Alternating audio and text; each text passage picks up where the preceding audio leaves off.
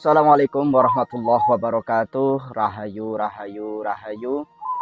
Salam santun, salam hormat, salam tadim kami tim Padepokan Loka Jaya. Kita haturkan untuk semua spiritualis yang ada di Nusantara ini. Mudah-mudahan selalu sehat, selalu diberikan rezeki oleh Allah Subhanahu wa taala yang mudah ya. Allahumma sholli ala sayyidina wa maulana Muhammad.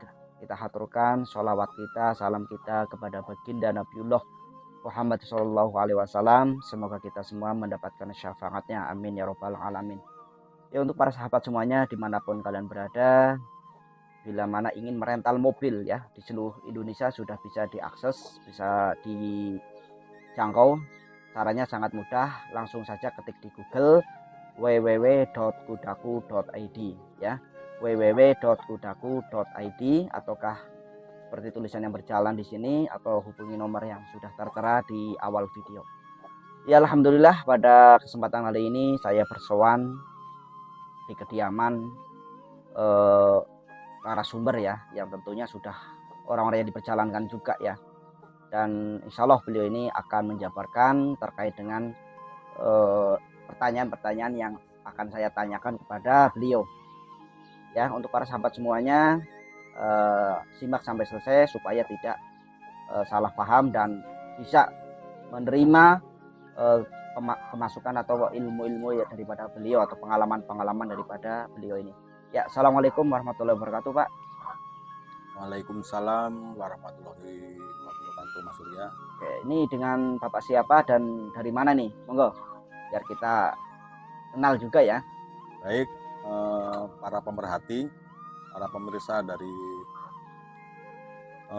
channel YouTube Padepokan Loka Jaya, salam sejahtera untuk kita sekalian. Saya perkenalkan, saya Hendro Pamungkas, tetangganya Mas Surya dari Kebumen, cuma beda kecamatan. Saya dari Jagoan, Mas Surya dari kecamatan Padang. Gimana Mas Surya? Apa yang bisa saya sampaikan?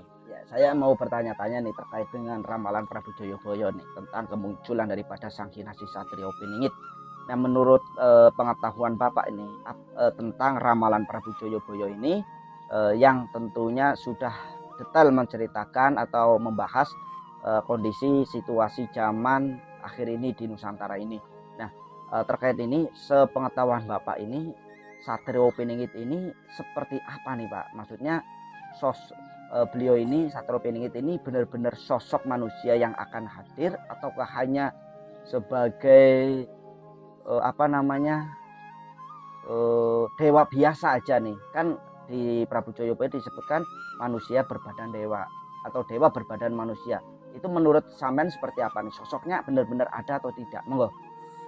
Jadi Mas Surya, ini pendapat ya.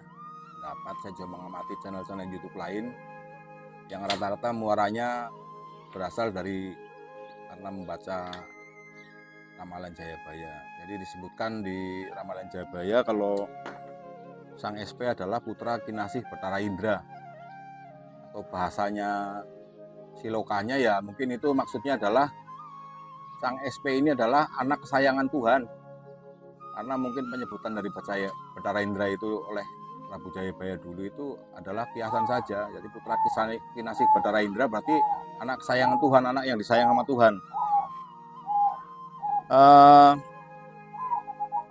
Mengamati dari apakah ini sosok manusia atau bukan, ya saya rasa manusia Manusia ya, biasa asli ya. ya.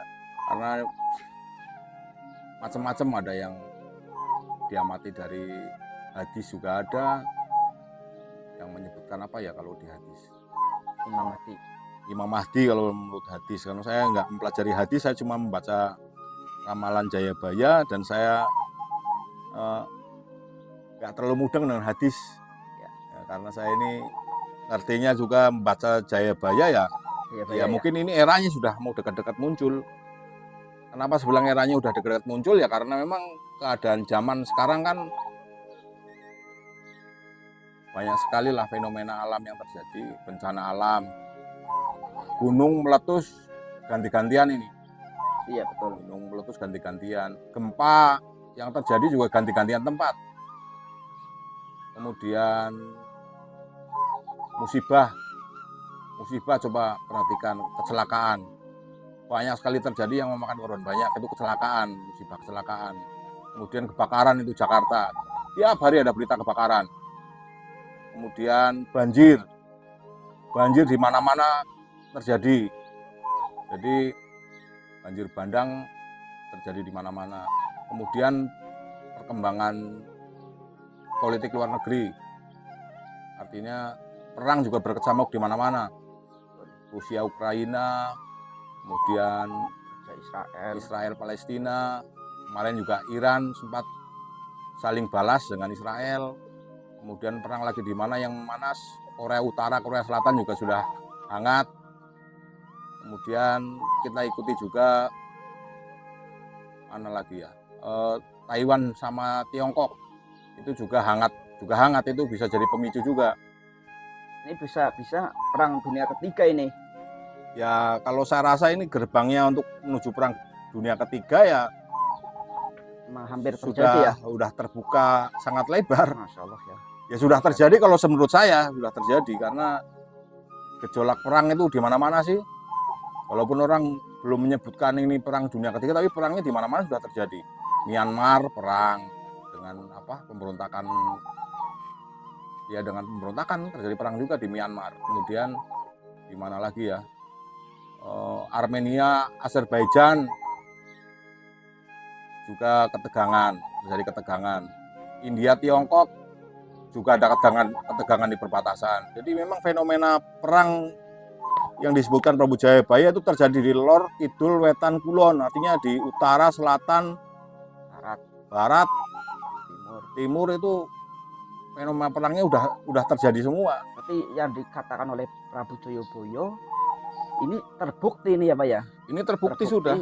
Ya. Ini bahwasanya perang-perang seperti ini juga salah satu tanda kemunculan daripada Sang Kinasih Satrio Piningit ini ya Pak ya? Ya, karena kalau menurut saya, pendapat saya ini dari gejolak alam yang nggak stabil ya, atau banyak bencana, kemudian perang di mana-mana, musibah di mana-mana, kemudian perilaku manusia yang tambah aneh, yaitu kayak anak membunuh bapak, ada bapak membunuh anak, ada ibu membunuh anak kandungnya.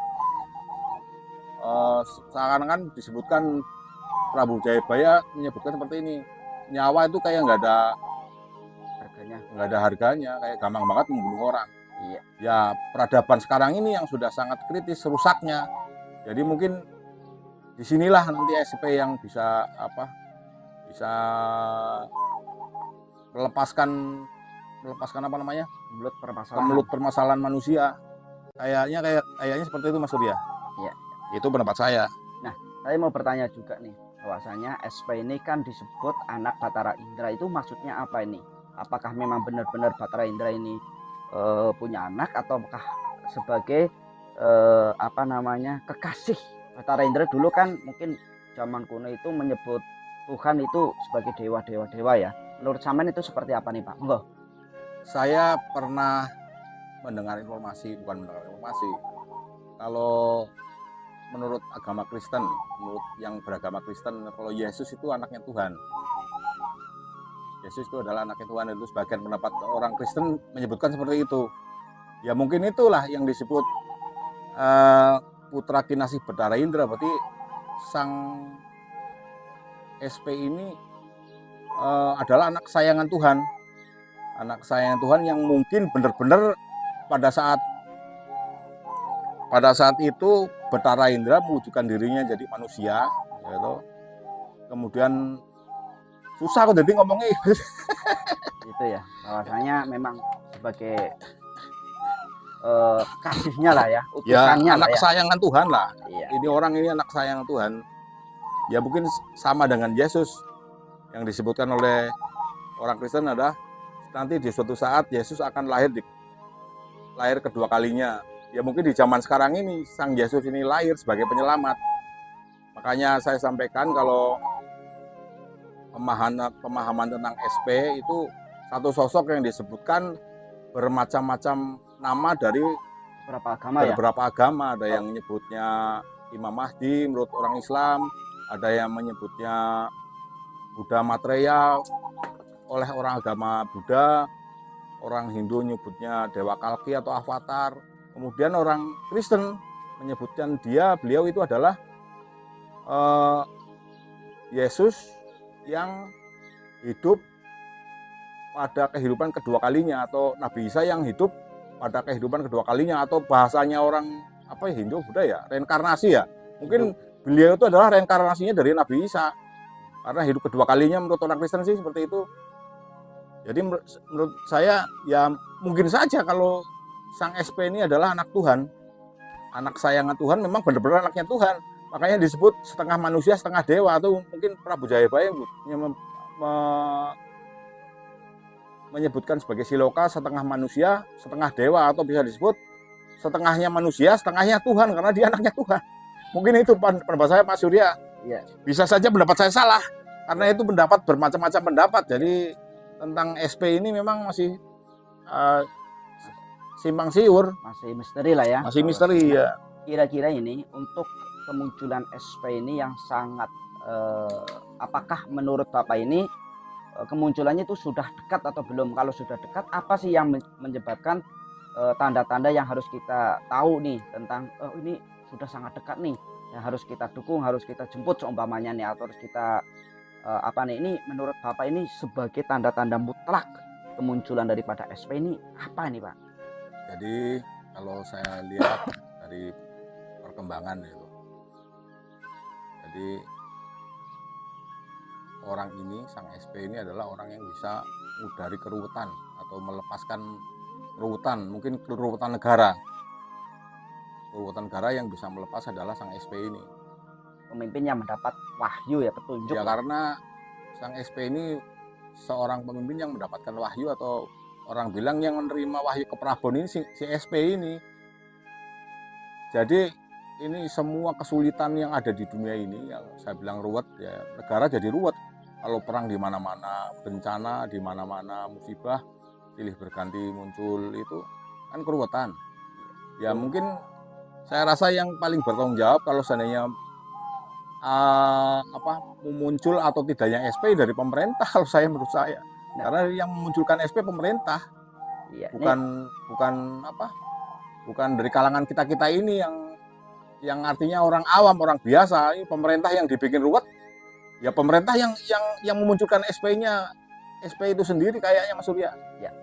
Nah ini nanti kan juga banyak ramalan-ramalan baik dari NASA maupun tentang nantinya akan ada gelombang matahari ini atau badai matahari ini, yang menurut Bapak ini apakah jadi sumber daripada huru hara? Kan munculnya SP ini setelah pas goro-goro ya kan, di dalam ini Prabu Jayabaya menyebutkan nanti akan ada goro-goro. Nah menurut sampean ini seperti apa nih? Apa goro-goro ini termasuk bencana-bencana baik moral, bencana alam, bencana korupsi yang dimana-mana hampir, yang korupsinya ini kalau dibagikan orang Kebumen ini mungkin dapat 10 jutaan nih Pak, mungkin ya, karena Kebumen nggak begitu banyak orangnya, karena itu 272 triliun loh, bukan M, triliun ya. Menurut sampean seperti apa nih Pak? Monggo.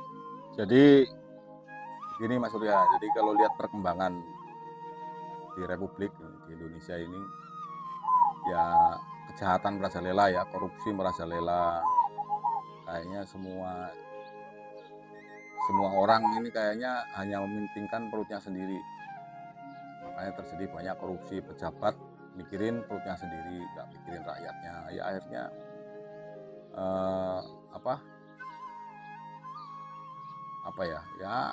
ya banyak kita lihat di televisi, banyak pejabat yang korupsi ya kan. Kemudian ya makanya disebut kejahatan merajalela ya, seperti sekarang ini.